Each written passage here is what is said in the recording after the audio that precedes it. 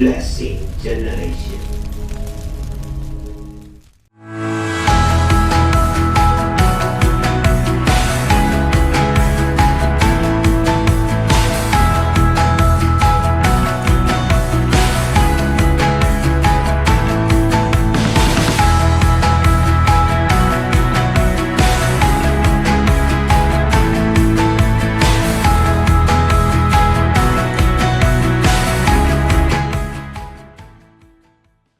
Selamat sore Elijah Movement. Mari sama-sama kita bangkit berdiri. Elijah Movement. Sekali lagi Elijah Movement. Fire. Kasih high five lima orang kanan kiri depan belakangmu. Katakan fire. Sebab saya percaya setiap kita di tempat ini adalah orang yang sudah dikuduskan. Sudah ditetapkan dari semula untuk menjadi umat pilihan Tuhan. Amin. Yang percaya katakan amin. Amin. Mari kita bersorak-sorai bersama-sama. Haleluya. Yeay. Come on. Amin. Terima kasih Tuhan. Kalau Engkau memilih kami, kalau Engkau menguduskan kami, kalau Engkau mengurapi kami Tuhan untuk menjadi umat-Mu. Amin. Dan dikuduskan Untuk memberitakan perbuatannya. Sekarang saatnya bangkit nyatakan Yesuslah Raja pemenang. untuk selamanya. Untuk selamanya Dia berkuasa, telah diberikan bagi kita. Kerajaannya tak akan bergoncangkan sampai selamanya. Sampai selamanya pengharapan bergelora dalam kita. Kekal mulia nama-Mu Yesus Tuhan. Amin. Mari kita bertepuk tangan bersama-sama.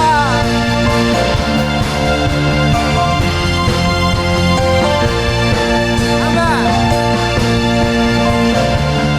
Come on. Umat tebusan, katakan bersama-sama. Kita dipilih dan dikuduskan, Amin. untuk memberitakan perbuatannya. Sekarang saatnya. Amin. Yesuslah Raja pemenang. Untuk selamanya Dia berkuasa. Amin. Terima kasih Tuhan. Kerajaannya tak akan tergoncangkan sampai selamanya. Sampai selamanya Pengharapan bergelora. Kekal mulia nama-Mu Yesus Tuhan. Elijah Movement. Siapa yang percaya kalau tempat ini Tuhan sudah menguruskanmu? Lambaikan tanganmu. Yeah. Come on. Umat yang dipanggil. Kita berdiri dengan kuasa. Amin. Sebab roh yang dahsyat beserta kita. Sekarang saatnya Mari sama-sama kita bangkit. oh, Yesuslah Raja pemenang. Untuk selamanya Dia berkuasa,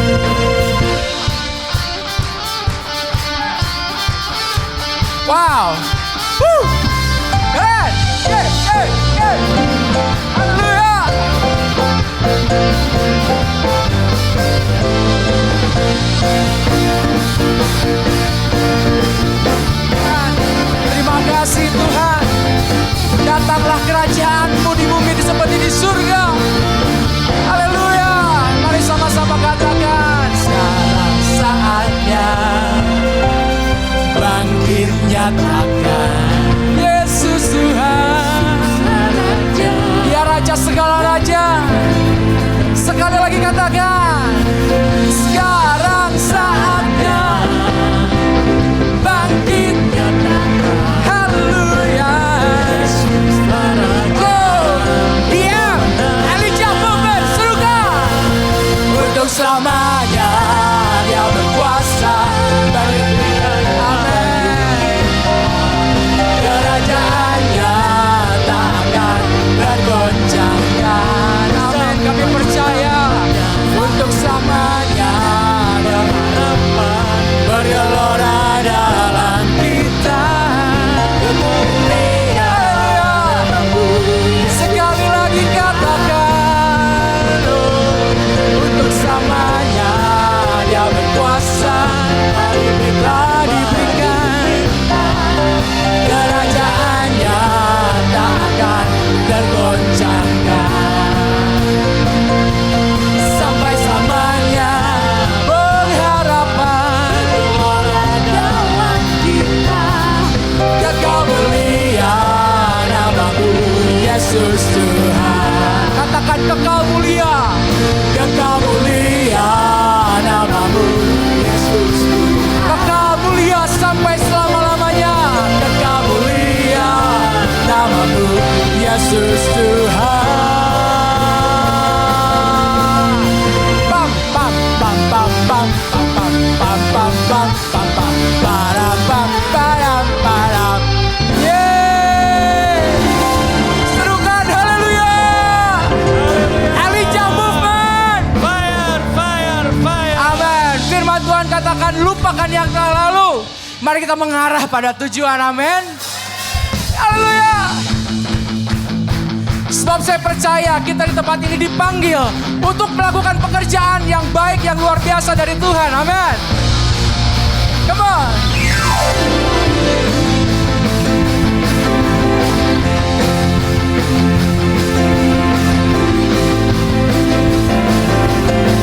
Serukan sama-sama.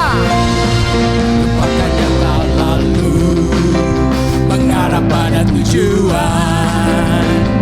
Dengan mata memandang Tuhan Yesus.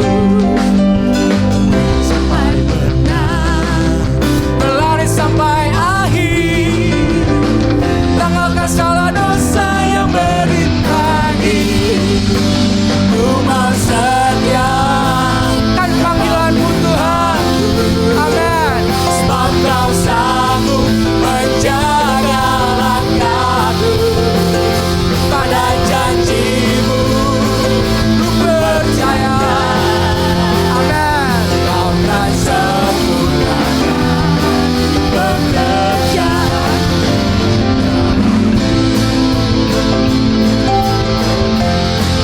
Terima kasih Tuhan. Terima kasih Yesus. Mari sama-sama katakan, lupakan yang telah lalu, mengarah pada tujuan. Dengan mata memandang, kita bertanding bersama-sama ya. Sampai benar, Haleluya. sampai akhir. Tanggalkan semua dosa Yang merintangi. Ku mau setia dan panggilanmu. Sebab Kau sanggup menjaga langkahku. Pada janji-Mu ku percaya. Kau kan sempurnakan pekerjaan. Katakan, Ku mau setia kan panggilanmu. Sebab Kau sanggup menjaga langkahku. Pada janji-Mu ku percaya. Kau kan sempurnakan pekerjaan. angkat tanganmu sama-sama. Ku mau setia panggilanku. Sebab Kau sanggup menjaga langkahku. Pada janji-Mu ku percaya. Amin. Elijah Movement. Saya mau angkat tanganmu bersama-sama.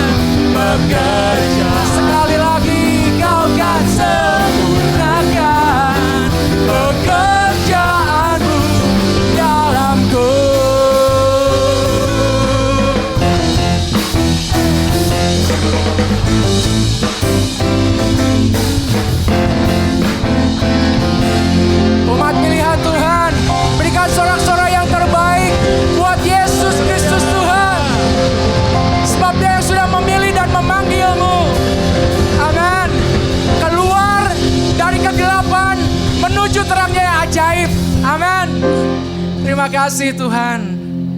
Terima kasih Bapa. Malam hari kami bersyukur Tuhan untuk setiap panggilan Tuhan dalam hidup kami. Firman berkata setiap orang ditentukan dari semula.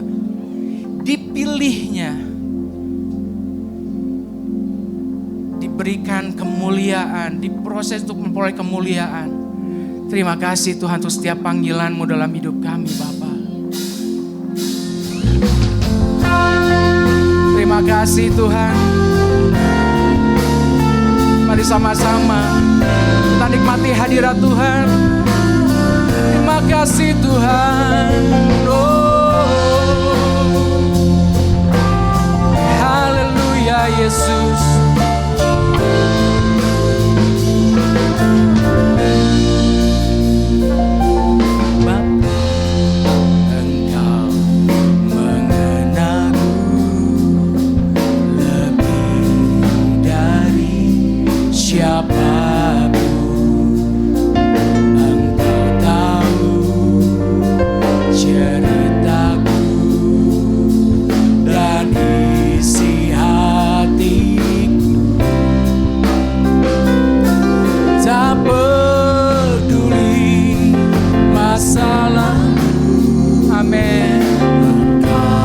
Tetap memilih kami Tuhan. Akan ku sempurnakan jadi karya yang indah. Ini aku percaya tiada yang mustahil.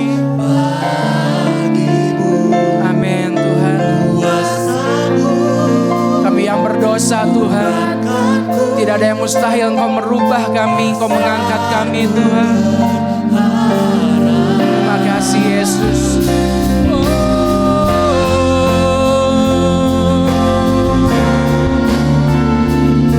Haleluya. Bapa, Engkau mengenalku. Amin. Lebih dari siapapun Engkau. Amin Tuhan. Kau Allah yang menerima kami apa adanya Tuhan. Terima kasih untuk karya-Mu di atas salib Tuhan. Tak peduli. Amin. Terima kasih Yesus. Tetap memilihku, ubahku, sempurnakan jadi karya yang indah. Ini aku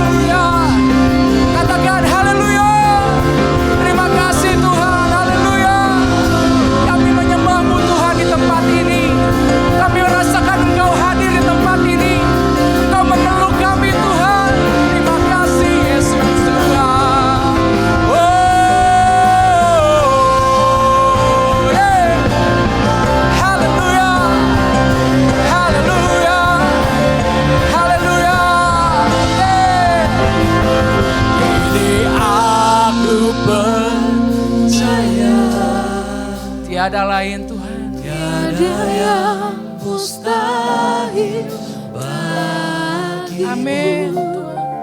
Kuasa-Mu Jesus, Jesus. kuatkanku.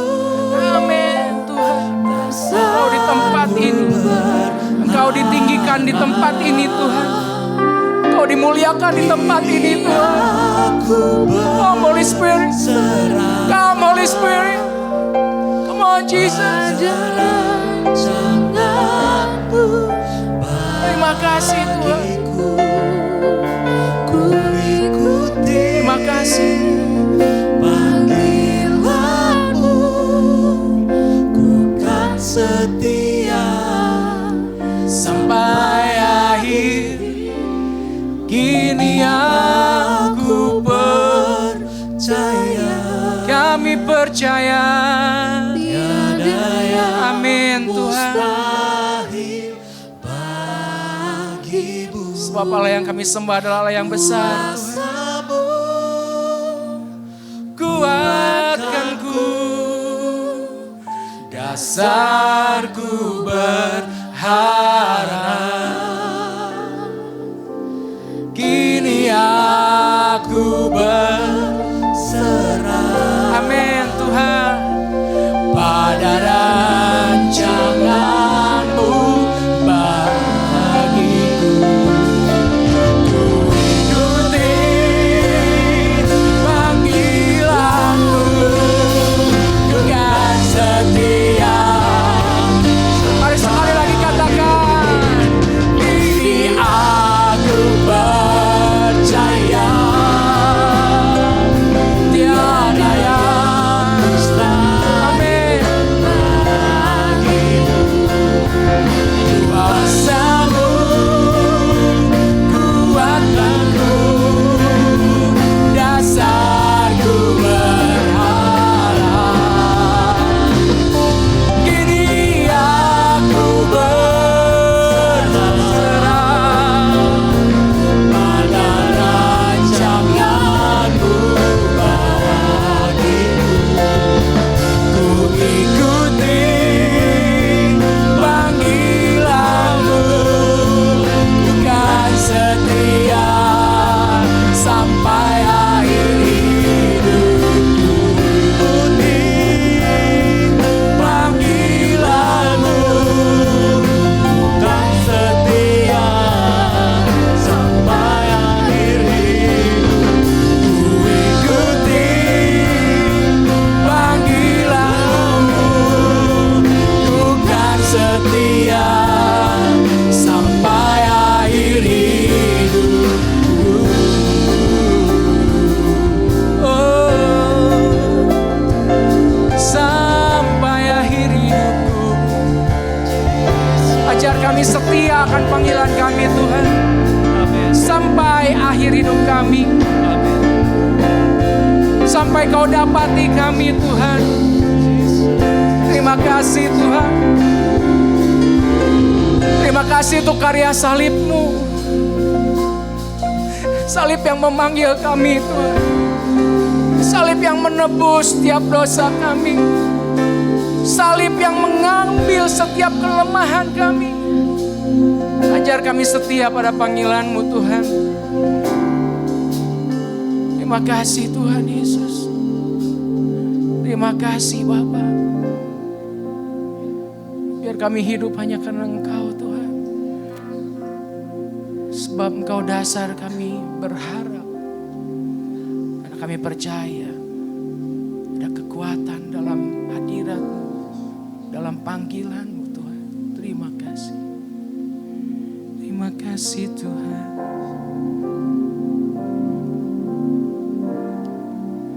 Kalau ku hidup bagimu. hatiku tetap menyembah-Mu. Dunia tak bisa menjauhkanku dari kasih-Mu.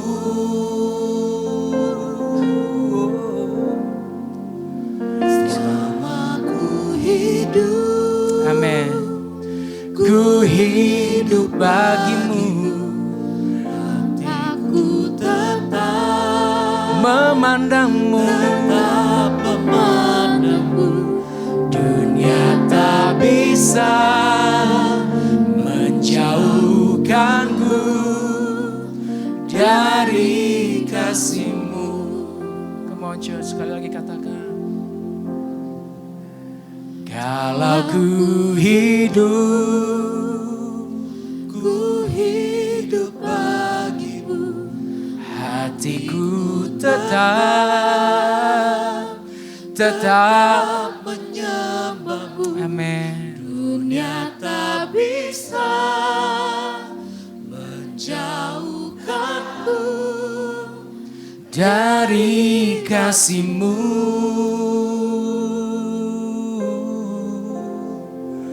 Kalau ku hidup bagimu, mataku tetap memandangmu. Dunia tak bisa menjauhkanku dari kasih-Mu. Dunia tak bisa menjauhkanku dari kasih-Mu. Dunia tak bisa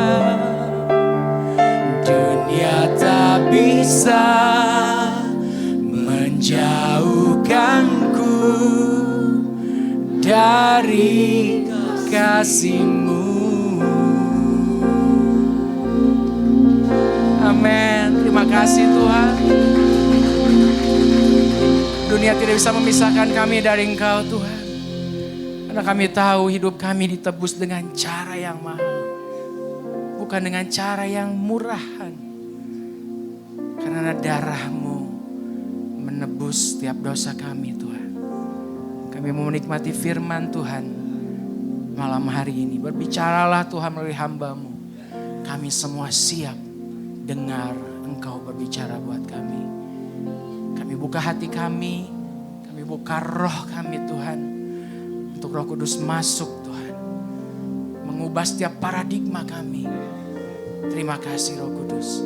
Hanya di dalam nama Tuhan Yesus Kristus kami mengucap syukur. Mari bersama-sama katakan amin. Amin. Kita percaya, saya percaya Tuhan Yesus disenangkan hari ini, amin. Kita beri kemuliaan sekali lagi yang luar biasa buat Allah kita. Oke, silakan duduk semua. Sebentar kita akan dilayani oleh hambanya. Kita akan dilengkapi, kita akan dikenyangkan oleh firman Tuhan, amin. Hamba yang dipakai Tuhan luar biasa. Beliau adalah seorang presiden dari IFGF Global dan juga senior pastor dari IFGF Bandung. Dan yang gak kalah menarik, beliau ini seorang Juventini, yaitu adalah fans sejati dari Juventus. Oke, gak lama-lama kita sambut Pastor Sam Hartanto.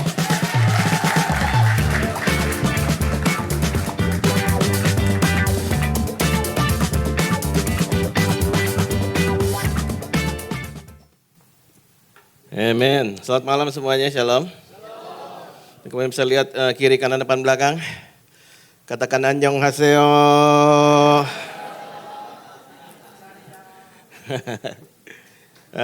Sungguh senang bisa berada bersama dengan Anda semuanya, Elijah Movement. Nama saya Sam Hartanto. Kebetulan kantor saya di atas, lantai 4.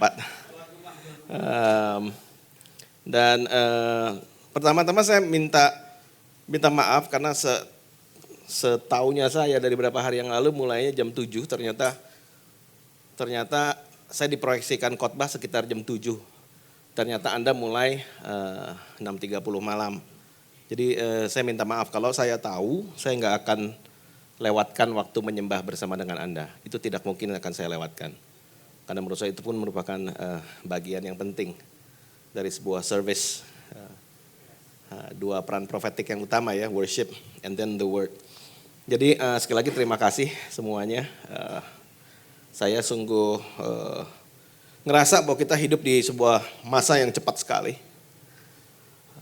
Kalau Anda menyadari bahwa seakan-akan Natal baru selesai, dan kemudian tiba-tiba kita sudah akan masuk di bulan yang baru. Nanti bentar lagi semua perusahaan mungkin akan mengadakan namanya semester review untuk nantinya menentukan semester 2. Sehingga ada begitu banyak hal yang kalau kita nggak hati-hati maka akan terlewatkan.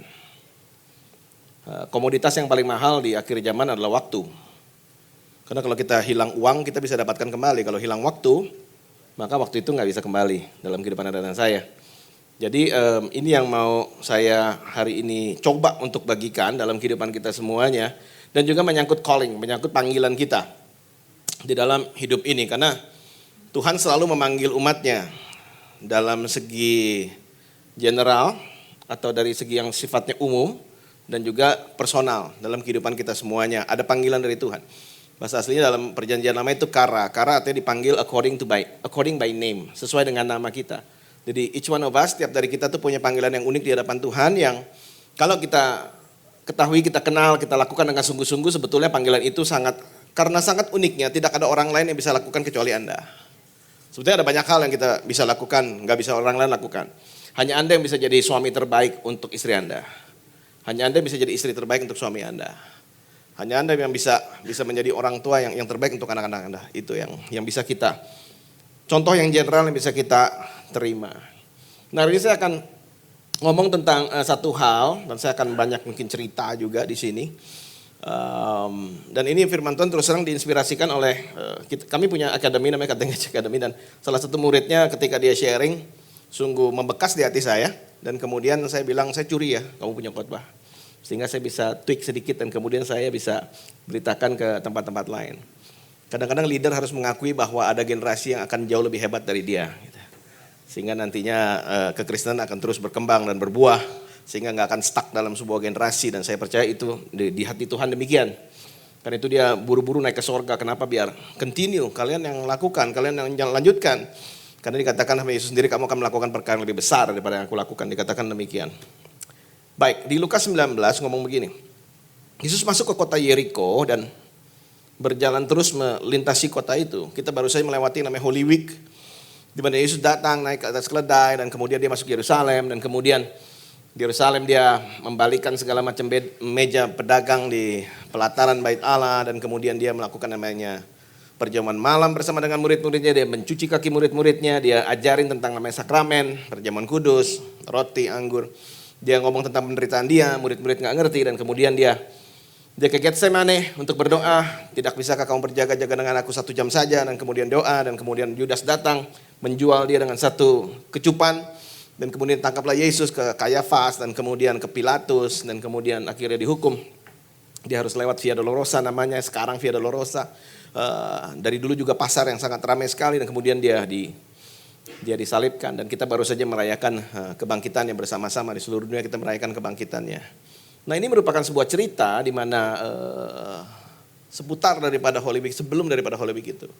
Yesus itu pengen cepat-cepat ke Yerusalem. Dia pengen cepat-cepat, ada banyak hal yang dia pengen ajarkan kepada murid-muridnya. Kalau Anda perhatikan bahwa di dalam firman Tuhan, berita atau pasal-pasal tentang seputar kelahiran Yesus hanya 4 pasal. Tapi berita 7 hari terakhir kehidupannya itu 28 pasal. Sehingga bilang bahwa Natal itu gak penting, Paskah lebih penting gak. Tetapi ternyata ada banyak hal yang diajarkan kepada murid-muridnya di hari terakhir itu. Dan dia pengen buru-buru ngajar. Dia pengen buru-buru kasih tahu kepada mereka tentang prinsip namanya kerajaan Allah. Apa yang harus mereka lakukan, apa yang harus mereka perbuat. Dan di sini dikatakan, Yesus masuk ke kota Yeriko dan berjalan terus melintasi kota itu. Dalam bahasa aslinya malah lebih tegas lagi, berjalan terus itu yang dipakai adalah sebuah kata yang sangat spesifik. Dia tidak berniat untuk berhenti sebentar pun di Yeriko. Dia pengen jalan terus. Dia pengen hanya lewat saja. Dia gak mau minum sebentar, dia gak mau makan sebentar, dia gak mau duduk sebentar. Dia hanya mau lewat saja. Dan kemudian kotanya cukup besar, menurut zaman itu cukup besar.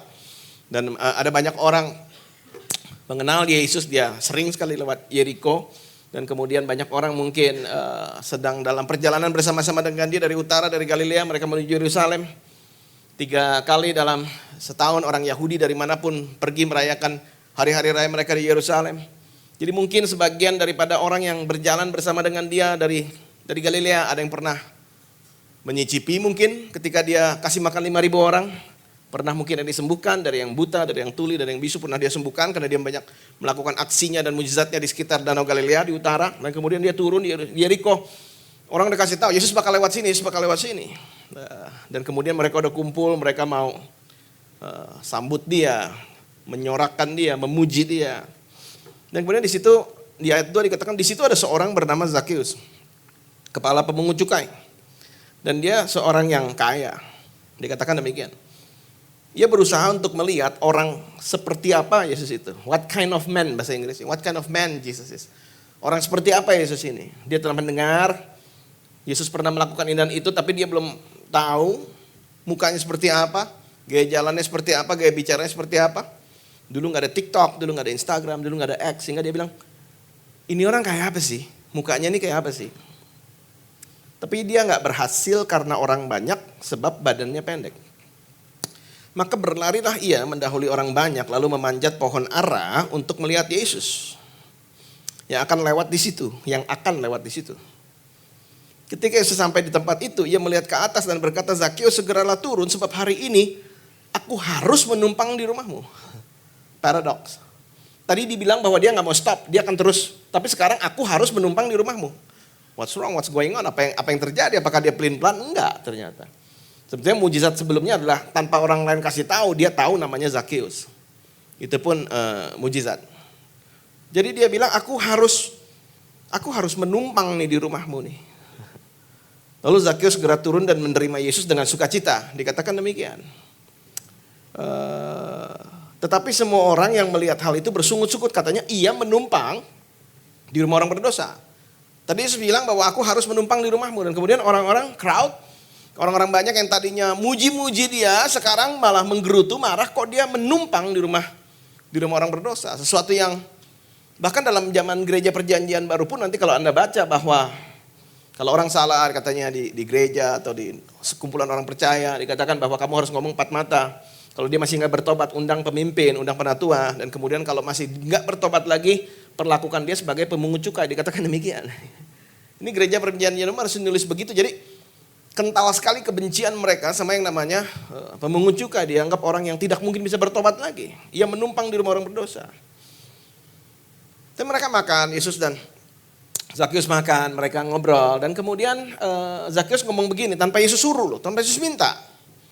Zakheus ngomong bahwa setengah dari hartaku akan kuberikan kepada orang miskin dan barang siapa yang pernah kutipu akan kuganti 4 kali lipat. Yesus melihat hal itu, dia bilang, wah ini orang hatinya berubah. Dan kemudian Yesus berkata keselamatan ada pada rumah ini. Keselamatan terjadi atas rumah Zakheus bukan karena dia memberi uang, bukan. Tetapi kan di mana hartamu berada, di situ hatimu berada. Kalau dia sampai bisa berubah, kemudian dia memberi kepada orang lain, sudah pasti hatinya mengalami perubahan. Saya lihat Yesus ini juga dia fair-fair aja, dia gak bilang udahlah gak usah lah, jangan terlalu emosional, sudahlah jangan begitu. Enggak, dia bilang oh begitu ya, bagus. Hari ini keselamatan ada pada rumah ini. Jadinya itu yang terjadi dalam kehidupan Zakheus, dan saya percaya hari ini ada yang kita bisa pelajari bersama-sama tentang seputar calling dari Anda dan saya, dari Tuhan, panggilan kita di dalam Tuhan.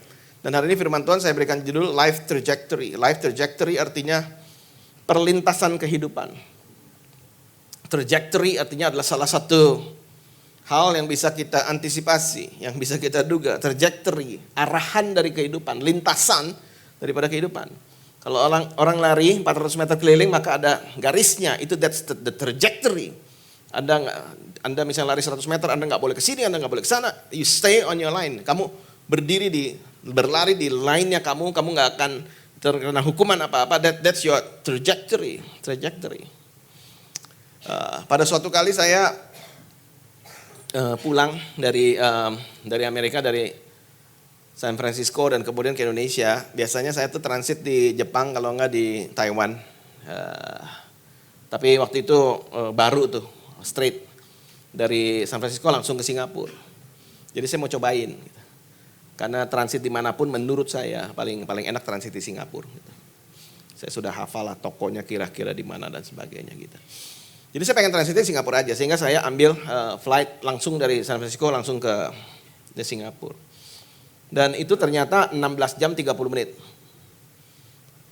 Dan setelah saya naik yang itu, saya kapok sih. Saya mendingan transitnya di tengah-tengah.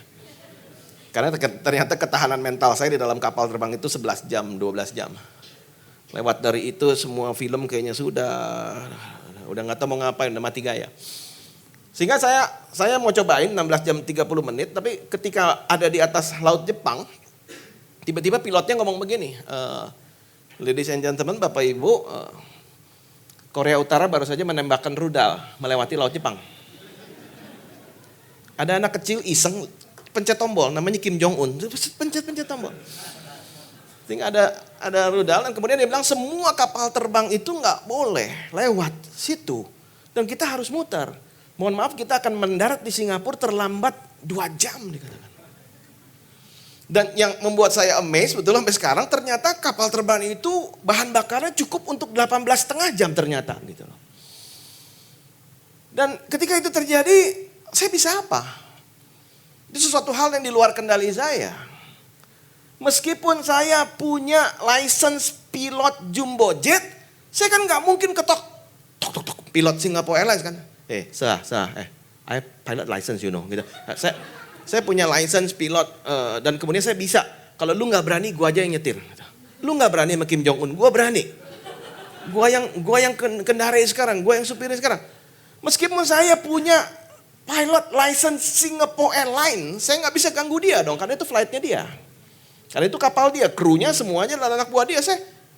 Itu hal yang saya nggak bisa kontrol. Dan dalam hidup kita banyak hal yang nggak bisa kita kontrol, bukan? Tiba-tiba keluarga sakit. Tiba-tiba ada perang dagang. Tiba-tiba semua orang menunggu, tiba-tiba saham anjlok, tiba-tiba bencana alam terjadi. Ada banyak hal yang kita nggak bisa kontrol, ada banyak hal dalam hidup Anda itu ada di luar kendali. Ada banyak hal. Zakheus punya 2 hal setidaknya yang dia tidak bisa kendalikan. Yang pertama, dia nggak bisa kendalikan the crowd, orang banyak itu yang lagi ngerumunin Yesus. Seberapapun kayanya dia, berapapun pengaruhnya dia di kota itu, dia nggak bisa menyingkirkan ratusan atau bahkan ribuan orang yang lagi mengelulukan Yesus. Yesus, welcome di Jericho, welcome di Jericho. Lagi pada selfie kali segala macam, pokoknya welcome to Jericho. Dia nggak bisa suruh crowd itu pergi. Itu satu hal yang dia nggak bisa kendalikan. Yang kedua, yang dia nggak bisa kendalikan, meskipun dia sangat pengen lihat Yesus, nggak mungkin tiba-tiba dia tingginya tambah 20 cm, bukan? Gitu. Ya udah, ada hal yang dia nggak bisa kendalikan, crowd orang banyak dan dikatakan sama firman Tuhan bahwa tingginya tidak cukup. Dia bisa punya 2 pilihan saat itu. Dia bisa pulang ke rumahnya, atau dia bisa melakukan dengan cara lain. Dan menurut saya inilah salah satu kunci yang Tuhan lihat dan Tuhan mau mampir di rumah dia. Karena memang betul di banyak hal dalam hidup kita itu ada di luar kendali, tetapi respon kita akan menentukan alur kehidupan kita. Tapi kebanyakan orang percaya cuma fokus sama yang di luar kendali. Aduh gimana nih? Aduh dia terjadi, Pertanyaannya balik, kalau itu sudah terjadi terus mau apa? Dan banyak fokusnya, energinya, mentalitasnya hanya untuk bertanya kepada Tuhan, why, mengapa ini terjadi? Ini di luar kendali. Tetapi ini yang saya senang. Zakheus memperkirakan kemana Yesus akan lewat. Ini yang saya lihat, Tuhan tuh lihat itu. Ya sudah, ini sudah terjadi. Tidak ada apapun yang bisa saya lakukan. Ini di luar kendali saya. Tetapi Tuhan terus bergerak, bukan? Dan kemana dia akan bergerak, di situ saya akan tunggu dia. NASA memperkirakan kan tuh, 13 April 2029 ada namanya City Killer Asteroid. Udah gak so takut lah, mati hidup tangan Tuhan, sudahlah. Mudah-mudahan mendaratnya di laut dan mudah-mudahan kalau mendarat di laut tidak menimbulkan tsunami yang hebat. Dan juga 22 Desember 2032 kan ada asteroid yang cukup besar. Bukannya pemusnah dunia, city killer. Kok Kok bisa tahu NASA tanggalnya tepat, mendaratnya bakal sekitar mana, kok dia sudah tahu? Karena ada namanya trajectory. Kalau Zakheus dia bisa perkirakan Yesus akan lewat mana. Yeriko kota besar tetapi ya exitnya ya itu-itu aja sih. Yesus kan udah pasti keluar, udah pasti ke Yerusalem dan dia sudah pasti lewat situ dan saya akan tunggu dia di situ. Dan kemudian nunggu dia mau tempat yang teduh, dia naik pohon. Supaya dengan pasti dia akan bisa melihat Yesus. Anda bilang bahwa iya Zakheus kan dia pada zaman itu bisa melihat Tuhan muka dengan muka. Kalau saya ngelihat arahnya, trajektorinya Tuhan itu gimana? Saya mau bilang bahwa di zaman ini trajektori Tuhan itu sama jelasnya dengan apa yang Zakheus bisa lihat pada zaman dia. Kenapa? Buat kita lebih lengkap dari Zakheus karena firman Tuhan penuh dengan segala petunjuk kemana Tuhan akan lewat. Firman Tuhan penuh dengan segala macam clue, petunjuk. Dia sudah pasti lewat kemana? Dalam kehidupan kita. Nah yang perlu kita lakukan adalah hanya menunggu di situ bukan? Karena dia adalah Tuhan yang setia, kalau memang dia sudah janjikan itu, tinggal tunggu dia lewat bukan? Tinggal tunggu waktunya bukan? Maka promosi akan terjadi dalam kehidupan Anda dan saya, pemulihan akan terjadi dalam kehidupan Anda dan saya. Kalau firman Tuhan bilang bahwa dia menilai keluarga itu adalah sesuatu hal yang penting. Dan dia menilai keluarga itu adalah sesuatu yang sakral. Bahkan dari zaman Yosua juga berkata, aku dan seisi keluargaku kami akan melayani Tuhan. Kalau memang perintah dan kemudian ayat tentang keluarga ada begitu banyak dalam firman Tuhan.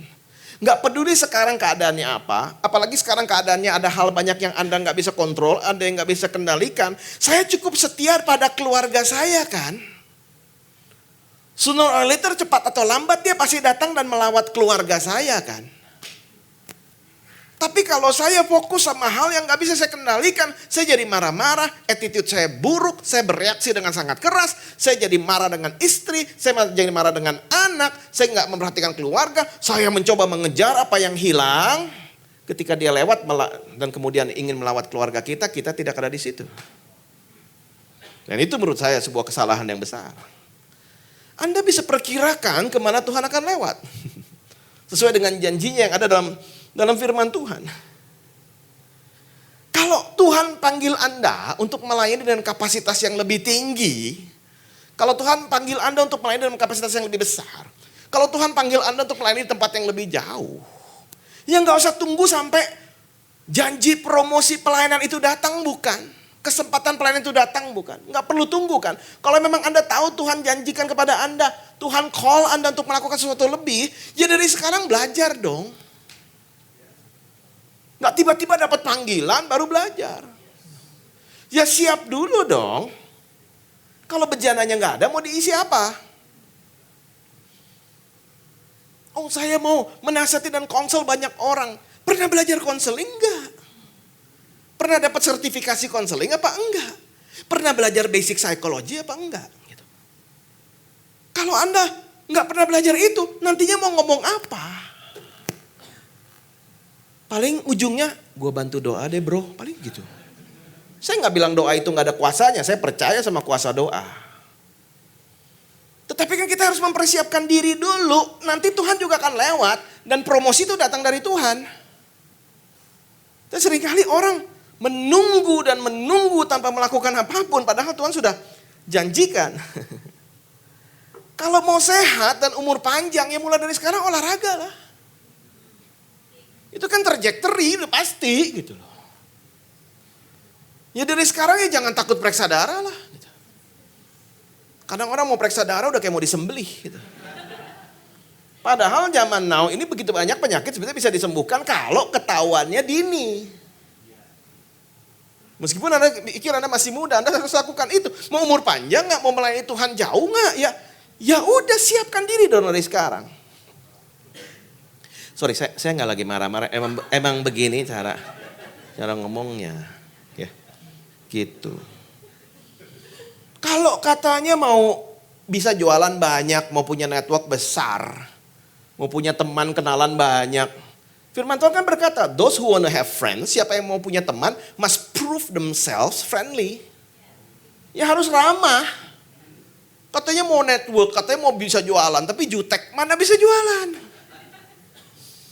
Jadi kan harus persiapkan dari sekarang. Saya ingat waktu 10 tahun yang lalu, 12 tahun yang lalu. Waktu itu kami ibadah di BTC, jemaat kira-kira 400. Saya sudah happy-happy aja, gak ada masalah dengan itu. Saya bekerja dan kemudian saya juga menggembalakan juga.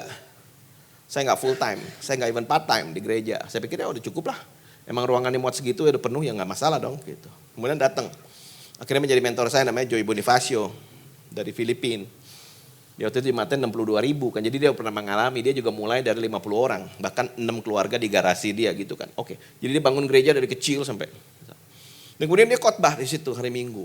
Dan kemudian dia lihat jemaat, are you happy? Yes. Why are you happy?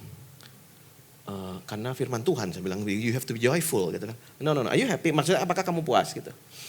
Ya, saya nggak ada masalah dengan ini, saya bilang. Saya nggak ada masalah. Dan kemudian dia bilang, you need to go full time. Why? Kenapa? No, dia bilang, you need to focus. Why? Saya bilang, saya bisa bagi waktu saya. Saya bisa setengah waktu saya ngurusin gereja, setengah waktu. Ini saya ya, bukan untuk Anda. Enggak, jangan abis ini semuanya, saya mau jadi pendeta full tapi semuanya. Enggak, jangan gitu. Ini saya kan, yang ditegur tuh saya waktu itu. Jadi ini kasusnya buat saya. Dia bilang ya kalau misalnya kamu enggak full time, kamu cuman sambilan ya, saya datang 10 tahun lagi akan begini aja. Oh gitu. Saya bisa kok ngurusin kerjaan saya dan ngurusin gereja, dia bilang. Terus dia ngomong satu hal begini. Kalau kamu malam ini amit-amit harus operasi, usus kamu harus dibuka. Kamu mau dokter part time atau full time? Saya bisa operasi kamu. Pagi saya montir, malam saya dokter bedah. Mau kamu? Nggak bakal mau. Kamu pasti mau spesialis yang sudah 20 tahun operasi orang. Dia bilang. Terus dia bilang, your people, jemaat kamu butuh the surgery of the soul. Dia bilang. Dan dia butuh yang fokus. Saya bilang, saya pernah full time dulu, saya bilang. Dan sekarang saya nyaman dengan kehidupan saya. Dan kemudian, can I go to your home? Why? Kenapa mau datang ke rumah? I want to interview your whole family nih. Saya mau interview seluruh keluarga kamu. Bahkan sampai pembantu kamu saya mau interview. Ini orang siapa sih? Gitu. Orang punya panggilan apostolik setingginya juga masa sampai begitu banget sih gitu ya. Ya udah nggak masalah. Saya anggap dia jauh lebih tua dari saya, pengalamannya gitu banyak. Saya undang ke rumah dan kemudian dia ngomong. Kebetulan di situ lagi ada orang tua saya, papa saya waktu itu masih hidup, papa mama saya, mertua saya ada dua-duanya. Anak-anak saya waktu itu jauh lebih kecil dari sekarang dan kemudian pembantu saya, dia pinjam satu kamar, dia interview semua dong. Terus dia keluar dia bilang, well lumayan. Dia bilang, nobody talk negative about you, dia bilang, seenggaknya. Dia bilang kalau saya dengar di rumah kamu banting-banting pintu, saya bakal bilang kamu to quit your ministry today, dia bilang. Tapi semua kamu di rumah oke, baik. Dan kemudian saya tanya mereka, bahkan your wife, saya tanya istri kamu, kalau misalnya Tuhan panggil dia untuk pelayanan full time, kamu oke apa enggak? Semuanya, keluarga kamu, anak kamu, orang tua kamu, istri kamu bilang it's okay kalau dia full time. So you know the biggest problem in your church, masalah paling besar di gereja kamu is you, dia bilang. Ouch. Ouch. Terus saya sama dia 2 tahun konsolidasi bisnis dan usaha sehingga bisa diserahkan kepada orang dan saya nggak perlu datang ke kantor. Sehingga saya bisa full time dari tahun 2014. Persiapkan diri dulu kan. Nggak tunggu dulu deh nanti growth-nya gimana. Tunggu dulu deh growth-nya gimana. Saya harus ada di situ bukan. Dan tinggal tunggu waktunya Tuhan. Dia akan bekerja. Saya ngobrol dengan satu orang businessman dia. Kalau saya sebut nama dia, Anda pasti tahu siapa dia. Dia bilang, Om, sekarang kan usia retire nih ya, gitu. Enak kan, perusahaan udah ada CEO, dia baru ngangkat CEO baru, dia baru ngangkat CFO baru, dan kemudian dia baru angkat Chief Operational, CEO baru dia baru angkat. Wah Om sekarang enak nih ya, bisa santai. Enggak, satu hal sekarang, saya jadi ketua HRD. Saya HRD masih di tangan saya. Hah, ngapain Om? Ngurusin absen, ngurusin lembur, ngurusin THR? Enggak. Perusahaan makin besar, yang akan rusak itu culture-nya, dia bilang. Perusahaan makin besar, pegawai makin banyak, yang pasti rusak duluan tuh budayanya. Apalagi kalau ownernya udah meninggal, dia bilang. Udah gak ngerti tuh visinya tuh. Jadi mereka selama saya hidup harus mendengar langsung dari saya. Sebelum rusak culture-nya usaha ini, perusahaan ini, saya masih ada di sini. Supaya nanti semuanya bisa baik. Anda lihat mengapa Yesus tertarik pada Zakheus? Karena Zakheus ini pintar untuk mengerti dan kemudian ada di trajektorinya Tuhan. Dan saya berdoa calling apapun yang sedang Tuhan berikan dalam kehidupan Anda sedang menantikan tepat di tempat di mana Tuhan pasti akan lewat di situ. Niatnya dari mana? Lihat aja janji firman Tuhan ada begitu banyak. Baca Alkitab Anda. Karena Tuhan bisa memberi kejutan, tetapi Ia suka kita dalam keadaan siap ketika Ia lewat. Tuhan bisa kasih promosi kapan aja. Tetapi Dia tuh suka dengan orang yang siap ketika Dia lewat. Yosua tuh ngikutin Musa tuh puluhan tahun loh. Sebelum pada akhirnya dia itu menggantikan Musa memimpin bangsa Israel masuk dalam tanah perjanjian. Dalam keadaan siap ketika ia lewat. Karena itu jangan heran kalau banyak orang seringkali bilang, pastor kenapa sih dia tuh kayaknya bahasanya tuh hoki. Dia tuh kayaknya beruntung terus. Kenapa sih kayaknya dia selalu ada dalam posisi yang tepat, dalam tempat yang tepat, ketemu dengan orang yang tepat. Kenapa sih dia tuh selalu beruntung? Saya ngelihat bukannya karena dia selalu beruntung. Tetapi mereka itu setia memposisikan diri mereka pada lintasan yang tepat. Tinggal nunggu waktu aja. Karena ada seorang yang luar biasa namanya Daud. Kan dia berkata begini, surely goodness and mercy shall follow me all the days of my life. Dia bilang. Kan itu kebajikan dan kemurahan belaka akan mengikuti aku sepanjang masa. And I will dwell in the house of the Lord forever. Dan aku akan diam dalam rumah Tuhan. Seumur hidupku dikatakan begitu. Kok bisa ya diikuti oleh surely goodness and mercy, kebajikan dan kemurahan mengikuti dia? Karena sebelum kebajikan dan kemurahan itu terjadi, dia sudah ada di situ. Mempersiapkan diri dia, udah lama sekali mempersiapkan diri dia. Daud mempersiapkan diri dia udah dari muda sekali, dia mempersiapkan diri dia. Sehingga kelihatannya dia dikejar keuntungan dan kebajikan. Padahal dia memposisikan dirinya dalam keadaan siap. Apapun yang akan Tuhan kerjakan, saya siap. Anda tahu bahwa berkat tidak perlu dikejar. Tapi kalau Anda mengerti firman Tuhan, sebetulnya kebajikan dan kemurahan akan mengejar Anda. Karena Anda selalu menyediakan diri pada lintasan yang tepat. Jadi apa yang firman Tuhan suruh pikirkan? Pikirkan.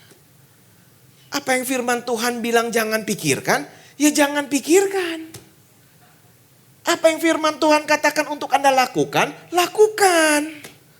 Yang firman Tuhan gak suruh Anda lakukan, jangan lakukan. Maka ketika Anda melakukan itu dengan disiplin, sooner or later Anda sedang mengasah diri Anda pada lintasan yang tepat.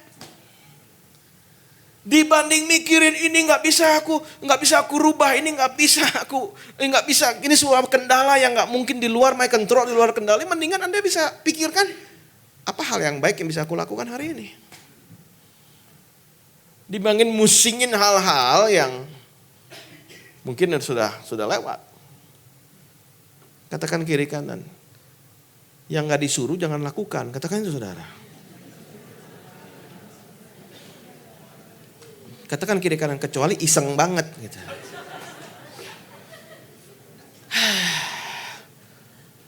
Kadang-kadang orang Kristen tuh cari perkara. Dengan melakukan dan memikirkan apa yang Tuhan itu gak suruh dia pikirkan dan lakukan. Karena itu jadi nyanyinya banyak perkara. Karena selalu cari perkara. Aduh, firman Tuhan tuh simple. Kita yang bikin rumit tuh kita. Surely goodness and mercy shall follow me, dikatakan. Ya karena dia siapkan diri dia. Nah kemudian Yesus melihat Zakheus. Attitude seperti ini tuh menarik buat Tuhan. Attitude kayak gini, mentalitas seperti ini seperti magnet di hadapan Tuhan. Sehingga Tuhan tuh ngelihat dia. God sees you even though others don't. Orang lain mah gak perhatikan Zakheus, dia siapa, dia sampah. Tetapi Yesus malah ngelihat Zakheus. Dia satu-satunya nama yang dia sebut di kota itu tuh nama Zakheus. Zakheus turun, aku mau menumpang di rumahmu, dikatakan itu. Karena Zakheus memposisikan dirinya pada lintasan yang tepat. Saya ke Uganda berapa bulan yang lalu, ada pastoral conference di sana. Perwakilannya datang, sebenarnya ke sana untuk pastoral training dan kemudian untuk menghibur lah ya. Karena ada 4 pendeta kita yang dibunuh di Somalia tahun lalu. Sehingga saya mau pastikan saya ke sana, ngelihat keluarganya, kasih scholarship, beasiswa untuk anak-anak pendetanya. Dan sebenarnya kesian sekali di Somalia. Jadi keadaan di Somalia kayak gimana? Anda nonton film Black Hawk Down, masih exactly the same kayak gitu sampai sekarang. Pendeta 4 dibunuh, jam 10 malam diculik, jam 6 pagi jenazahnya sudah dikembalikan lagi ke rumah dalam keadaan meninggal. Dan kemudian saya ketemu satu orang namanya Mambut Samad. Mambut Samad dia dari Sierra Leone, Afrika Barat. Dia director di sana, dia memimpin kira-kira 300 gereja lah di situ. Ketika itu ada perang saudara, pemberontakan terjadi di Sierra Leone. Dan kemudian dia dan istri dan anak perempuannya harus kabur dari Sierra Leone, mengungsi ke selatan ke Liberia namanya. Jalan kaki di hutan 21 hari 3 minggu. Nggak boleh ketemu orang, karena orang nggak tahu teman atau musuh, pemberontak atau nggak ada yang tahu. Dan kemudian kalau ketangkap sama pemberontak yang laki-laki semua kaki kanannya dipotong. Karena buat pemberontak bilang mati terlalu gampang, yang penting hidup dia bikin susah orang, gila nggak? Jadi merangkak di hutan dan kadang-kadang dia bilang Tuhan betul-betul sembunyikan dia dengan mujizat. Orang yang lagi nyari dia tuh jaraknya kira-kira cuma 2 meter di tempat mereka merangkak. Di hutan, 3 minggu. Makan seadanya, nggak boleh nyalakan api, Anda bayangkan aja. Dia di Liberia karena dia pintar, istrinya juga pintar, ada S1, mereka langsung dapat kerjaan di Liberia, hidupnya cukup baik selama setahun lebih mereka ada di Liberia. Tetapi Tuhan memberikan dia panggilan untuk kembali ke Sierra Leone. Kenapa? Karena dia punya license kepelatihan FIFA. Dia bisa melatih sepak bola. Dan kemudian dia bilang, kesian negara saya. Dan sepak bola adalah salah satu yang bisa menyatukan orang di Afrika. Begitu Piala Dunia berhenti perang di Afrika. Berhenti perang sebulanan. Gitu. Jadi dia pergi ke Sierra Leone, pulang lewat jalan yang sama. Nggak berani lewat, masih kacau. 1 tahun setelah pemberontakan berakhir masih kacau. Sehingga dia pulang lewat jalan yang sama, lewat hutan 21 hari balik ke sana. Dan kemudian sampai Sierra Leone, dia melihat bahwa ada begitu banyak orang muda yang kakinya tuh tinggal 1. Apa yang bisa dilakukan? Tetapi mereka punya semangat hidup yang tinggi sekali. Mereka survive, mereka selamat saja sudah senang. Sehingga dia melatih dan kemudian dia saat ini memimpin 16 klub sepak bola namanya Football Amputee. Kakinya cuma 1. Tapi saya yakin sebagian besar dari kita lari lawan mereka pasti kalah. Tim yang paling kuat pernah kita bawa ke Dallas, ke Amerika untuk bertanding melawan anak high school, anak SMA. Dan mereka menang. Jadi sekarang ada Liga Amputee di Afrika. Karena yang mengalami gini bukan akibat perang. Di Rwanda banyak, di Sierra Leone banyak. Dulu kan kacau sekali mereka 15 tahun yang lalu. Jadi sekarang ini tiap minggu ada kompetisinya. Dan yang sekarang terjadi adalah sebelum main bola, dia kemudian muncul di stadion itu dan bilang, siapa mau lihat kami main bola? Wah, mau lihat main bola. Tapi sebelum saya main bola, sebelum kita main bola, denger dulu saya ngomong, dia khotbah. Setengah jam, 40 menit, 1 jam, dan kemudian altar call. Sehingga setiap minggu tuh baptis 100 sampai 150 orang. Mau nonton bola, denger dulu. Udah kayak revival tiap minggu. Di stadium itu setelah itu ada baptisan. Jadi kami sponsorin 1 tim. Jadi kita beli 1 tim, betul-betul. Terus seragamnya saya ganti, hitam putih lah, apaan. Nggak boleh ada warna lain kecuali bianconeri kan. Gitu. Jadi ini, kenapa dia sekarang bisa menuai begitu banyak orang? Karena dia sudah mempersiapkan diri dia. Dia bisa melihat sebelum orang lain lihat, dia bisa lihat bahwa kalau Tuhan di perjanjian lama bisa pakai keledai untuk bicara, Tuhan pasti bisa pakai manusia yang cuma punya 1 kaki.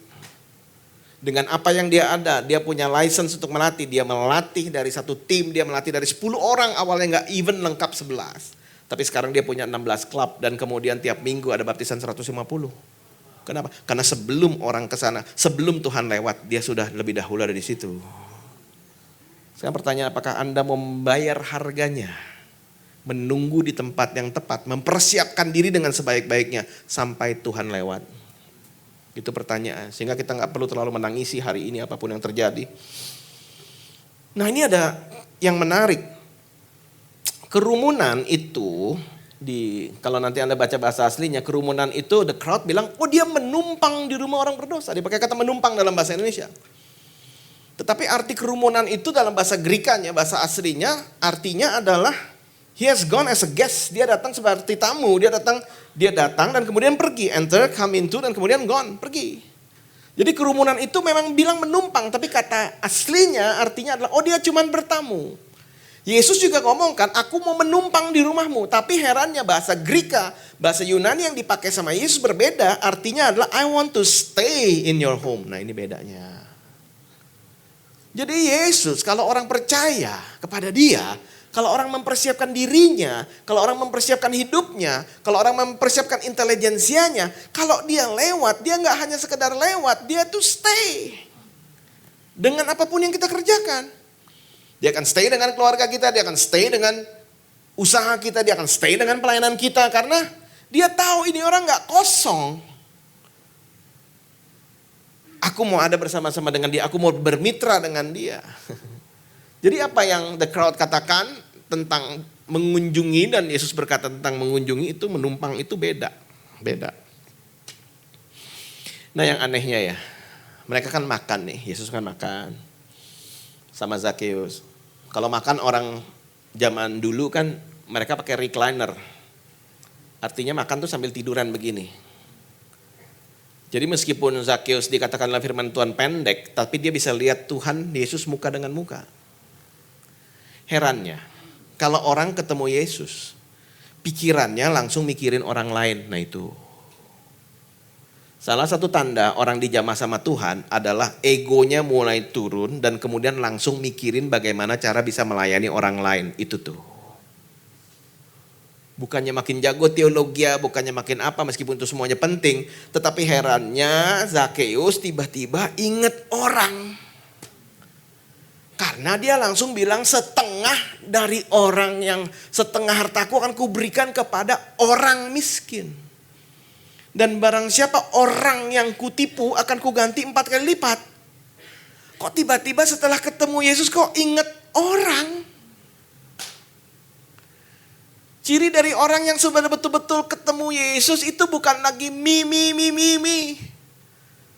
Orang ciri yang benar-benar dapat calling dari Tuhan tuh bukannya bless me, berkati saya. No. Ciri orang yang dapat calling itu langsung mau ngurusin orang lain. Tuh. Kalau nggak ujung-ujungnya ngurus orang lain, mungkin visi Anda bukan dari Tuhan. Karena semua yang ketemu Yesus langsung tiba-tiba berubah. The crowd, orang banyak gak kayak gitu. Dari awal mengeluhkan Yesus, selamat datang di Yeriko. Wah, terima kasih mau lewat, terima kasih mau datang.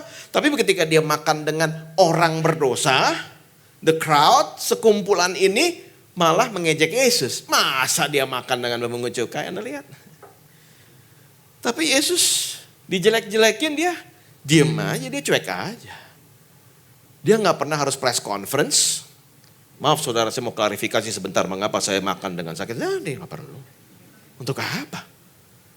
Mereka tidak pernah mengerti trajektori Yesus. Buat apa dia jelaskan kepada orang yang tidak akan mengerti? Tahukah Anda kalau gak mau capek hati, tidak semua pertanyaan harus dijawab. Jangan ngabisin energi. Orang ngomong dikit, gue mau klarifikasi ke lu ya. Sudahlah. Some people just never understand. Di sini Yesus cuek aja dia. Diam aja, dia gak perlu klarifikasi apapun. Sama dengan Anda dan saya. Kalau orang udah ngerti calling dalam kehidupannya, shake off both negative criticism and excessive praise. Shake off. Buang segala macam negative criticism. Kritik itu penting. Setiap orang harus gak boleh anti kritik. Tetapi ada yang namanya negative criticism. Kalau dari dia mah selalu negatif gitu loh. Kritik yang membangun harus kita dengarkan, harus kita lakukan. Sesuai dengan waktunya dan porsinya. Tapi criticism. Tetapi yang sama parahnya dengan kritik negatif adalah excessive praise, pujian yang berlebihan. Kritik negatif dan pujian yang berlebihan itu sama beracunnya. Tapi kan orang seneng di like ya. Orang seneng di follow. Orang seneng di approve.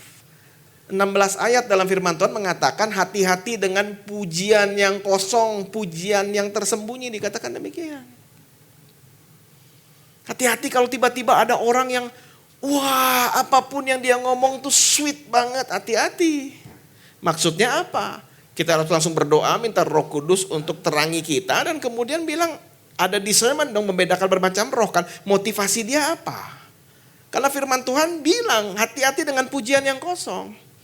Yesus gak gampang dipuji-puji. Yesus juga gak gampang terima negative criticism. Kenapa? Karena callingnya jelas.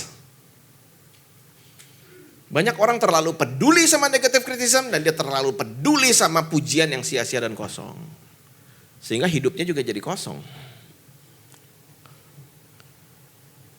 Jadi Yesus lihat Zakheus mata dengan mata dan kemudian ini orang berubah nih. Tiba-tiba ingat orang. Demikian juga dengan Anda. Anda sekarang sedang mengalami promosi atau demosi, Anda sedang untung atau sedang rugi, ada tantangan di depan Anda atau berkat di depan Anda. Tuhan gak hanya perhatikan itu saja, tetapi God is interested in your plans but also in the people around your plans. Anda lagi diberkati, ada sekumpulan orang yang baru yang Anda akan temui. Tuhan gak hanya berniat untuk berkati Anda, Tuhan tuh juga berniat apa yang engkau lakukan dengan circle yang baru ini. Kalau Anda baru mengalami demosi, terpuruk, juga akan ketemu dengan orang yang berbeda. Tuhan mau tolong Anda gak mau. Tetapi fokus utama bukannya saya nolong kamu, ngangkat kamu dari lubang. Orang yang ada dalam lubang itu bersama dengan kamu, mau kamu apain itu? Not only your plan, bukan hanya rencanamu, but the people around your plans itu gimana? Gitu. Kalau orang sudah betul kenal Tuhan, udah ngerti calling, langsung dia akan relate dengan manusia yang lain. Sampai mereka mengenal Yesus. Saya waktu di Uganda, meeting di sebuah ruangan, pastoral semuanya, saya udah ngajar jam 8 pagi capek banget. Jam 10 malam mulai didoain satu-satu. Saya pikir, saya gak ikut lah doain. Saya sudah capek. Saya mau pulang ke hotel kan. Balik ke hotel tuh jaraknya 800 meter dari conference hall-nya. Dan di Afrika itu binatang kan lewat ya. Jadi kalau kita pagi-pagi jalan dari kamar hotel ke ruang conference itu ada babun lewat. Burung unta gitu. Pokoknya Afrika tuh agak lain lah pokoknya. Oke, saya pulang sendirian kan karena biasa jalan rame-rame dari hotel ke conference kan, makan pagi dan sebagainya gitu. Saya jalan sendirian. Tiba-tiba ada aduh, apaan nih gitu. Udah kayak konser tuh di hutan tuh. Saya dengar kalau digigit babun bisa rabies lah, saya dengar ada ular piton bisa, anaconda bisa dari atas lah gitu-gitu kan. Jadi yang diceritakan sama mereka siang-siang tuh terngiang-ngiang di otak tuh jam 10 malam tuh. Dan kemudian akhirnya saya sampai ke kamar hotel lah, puji Tuhan. Gitu. Dan kemudian saya bilang, Tuhan thank you banget. Saya sampai di hotel dengan selamat. Gitu. Dan kemudian diceritakan ada lalat sitsi namanya itu. Kalau gigit orang maka koma 3 minggu gitu kan. Aduh males banget ya. Kalau bangun udah kayak gak terjadi apa-apa sih, males banget kan koma 3 minggu gitu. Jadi saya ke kamar, saya bilang thank you Lord. Kemudian saya merasa loh teguran Tuhan. Tuhan bilang, kamu emang ngapain di sini? Ya istirahat dong. Istirahat kan bisa nanti. Kamu ke Afrika untuk istirahat di hotel atau ketemu orang-orang? Bener sih. Sorry Tuhan. Saya kesini itu untuk mereka. Masa saya gak bisa berjaga-jaga dengan mereka 1 jam lagi, dengar mereka didoain apa gitu. Tapi suruh balik lagi sih saya kagak mau malam itu gitu ya. Saya tunggu besok pagi. Tapi saya nangkep. Saya di sini untuk manusia, untuk orang dan bukan untuk istirahat. Saya bisa istirahat ketika saya pulang ke Indonesia.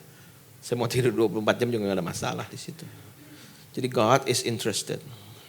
Karena crowd, kalau mentalnya crowd selalu eksklusif. Tapi kalau Jesus selalu inklusif. Menyertakan orang dalam visi dan calling dia.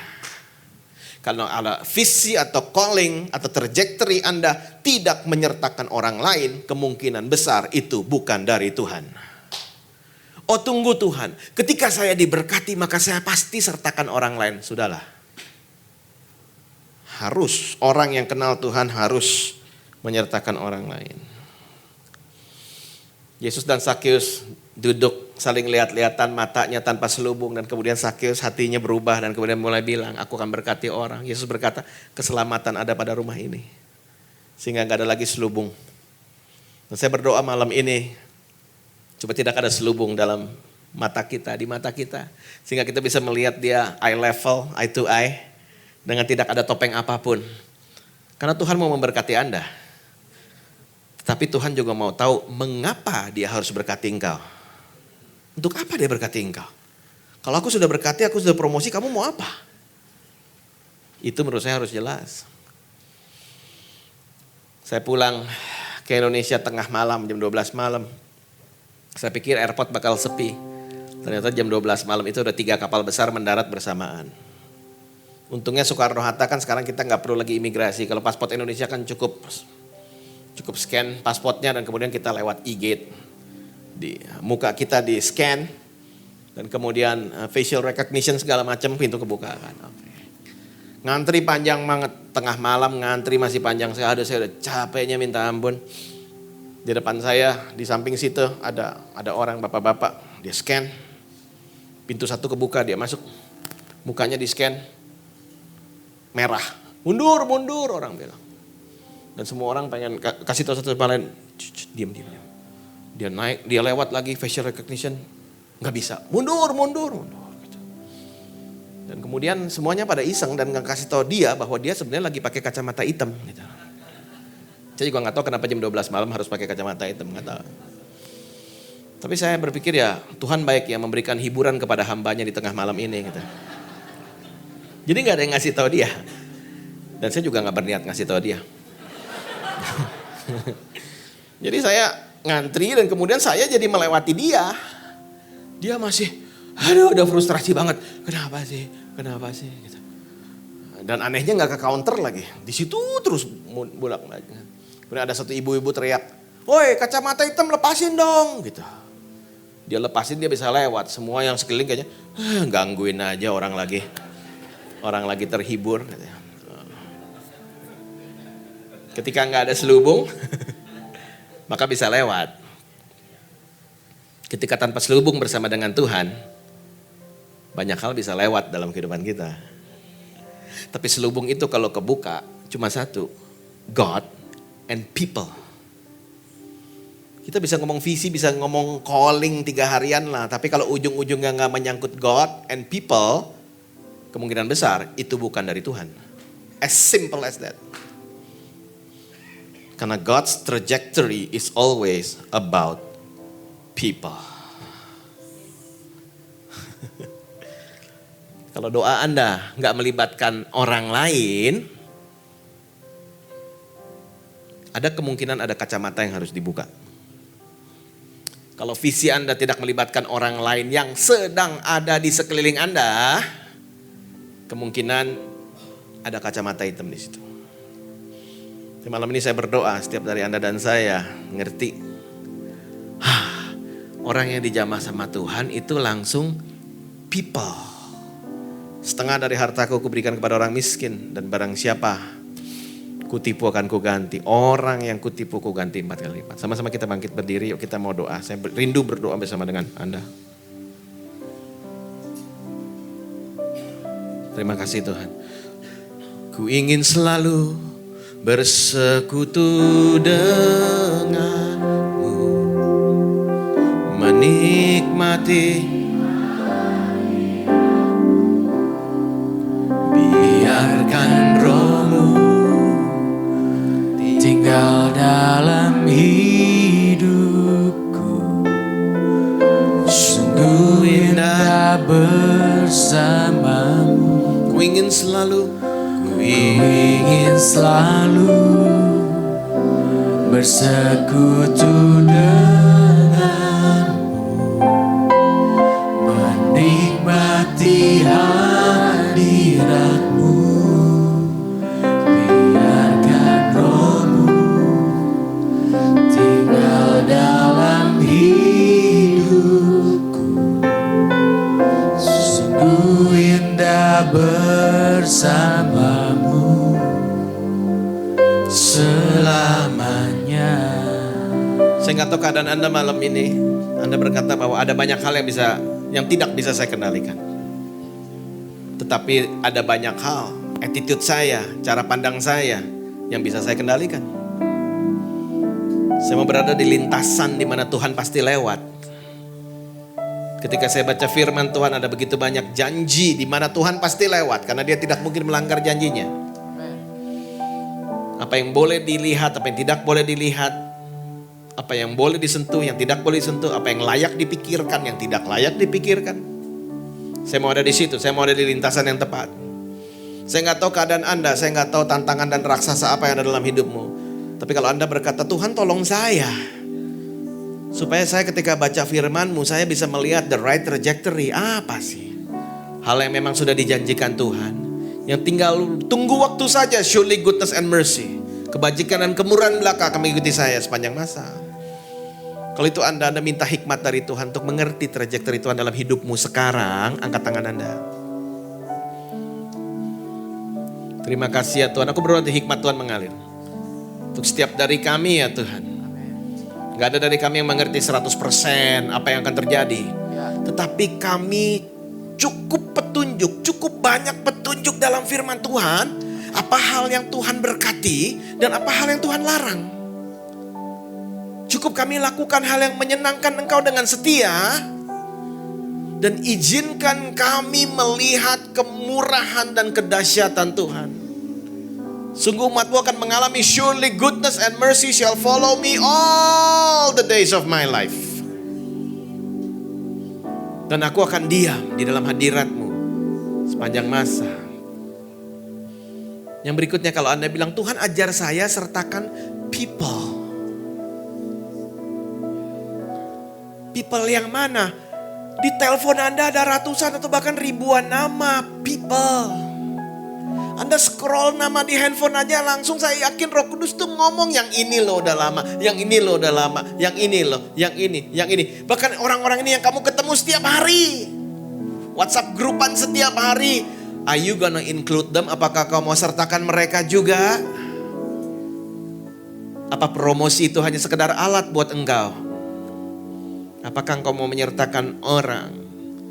Gak perlu jauh, dekat, keluarga sendiri, kerabat juga sering kali kita remehkan bukan?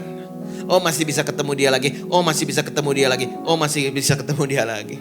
Pada firman Tuhan dengan jelas berkata, umur orang siapa yang tahu? Kalau itu Anda, I want to include people, aku mau sertakan orang dalam semua doa dan visi saya, trajektori saya. Kalau itu Anda, angkat tangan Anda.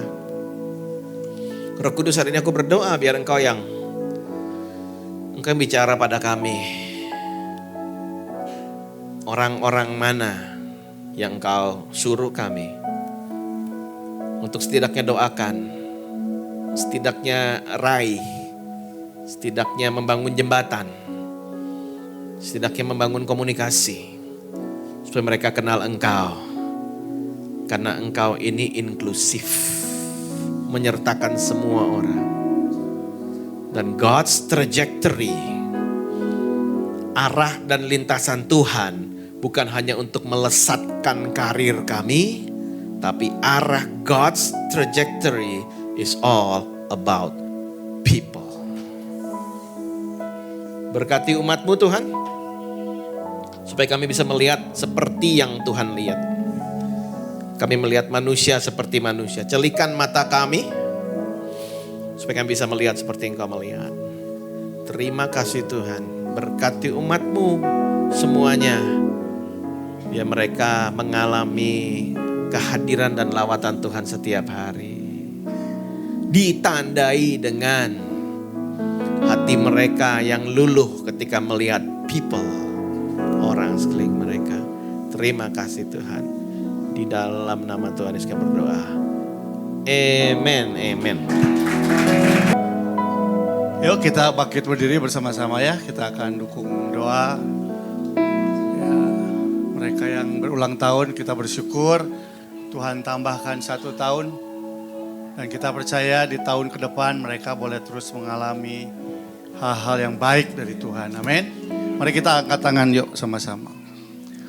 Bapa di surga, kami mengucap syukur buat semua saudara-saudara kami yang Tuhan tambahkan 1 tahun lagi hidupnya juga pernikahannya.